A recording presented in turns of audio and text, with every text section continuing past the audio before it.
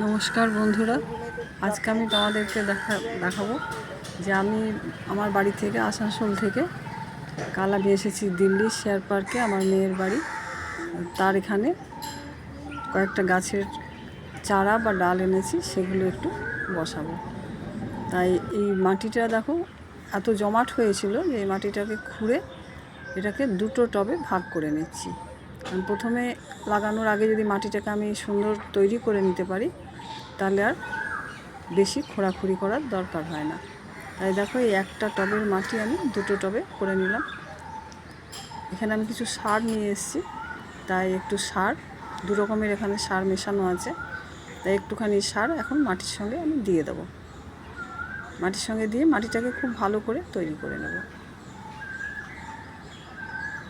একটুখানি সার দিয়ে তারপর আবার মাটির সঙ্গে ভালো করে আবার মিশিয়ে দেবো। তার উপরে আবার কিছুটা মাটি আমি দিয়ে দেবো।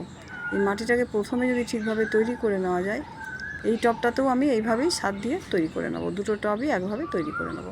তারপর যে মাটিটা তুলে রেখেছি সেটা কিছুটা দিয়ে দেব।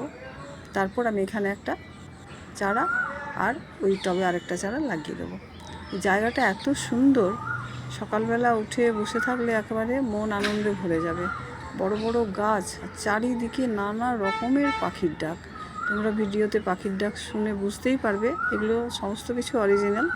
গাছের মধ্যে সব বসে বসে ডাকাডাকি করছে, আর আমি এখানে ভিডিও এডিটিং করছি। তো দেখো বন্ধুরা, আমি এই শেকড় আছে এই ডালটার মধ্যে, তাই আমি এটা এখানে সুন্দরভাবে বসিয়ে দিলাম। এই গাছগুলো কি বলো তো, ড্রাগন গাছগুলো হচ্ছে রোদে খুব ভালো এরা হয়, কিন্তু এদের রোদের খুব ভীষণ দরকার হয়। তাই আমি এখানে দিলাম যে এই জায়গাটা খুব ভালো রোদ আসে, মেয়ের এই ছাদের জায়গাটায়। আর এখানে আরেকটা ডাল বসিয়ে দিলাম, একেবারে সার দিয়ে মাটি তৈরি করে বসিয়ে দিলাম।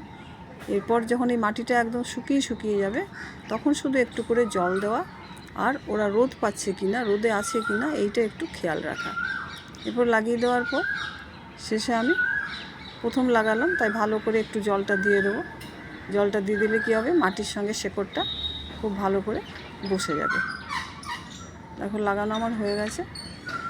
এরপর আমি ভালো করে বেশি করে একটু জল দিয়ে দিলাম। আমি তো এখন লাগিয়ে দিয়ে চলে যাব আমি বাড়ি আসানসোল। তারপর পরে মেয়েকে বলবো গাছটা যখন বড় হবে তখন আমাকেও যেন ছবি পাঠায়, তখন বুঝবো গাছটা আমার বড় হচ্ছে বা সে ফল দেবে কি দেবে না। তাই বন্ধুরা, আমি আজকের মতন এখানেই শেষ করছি।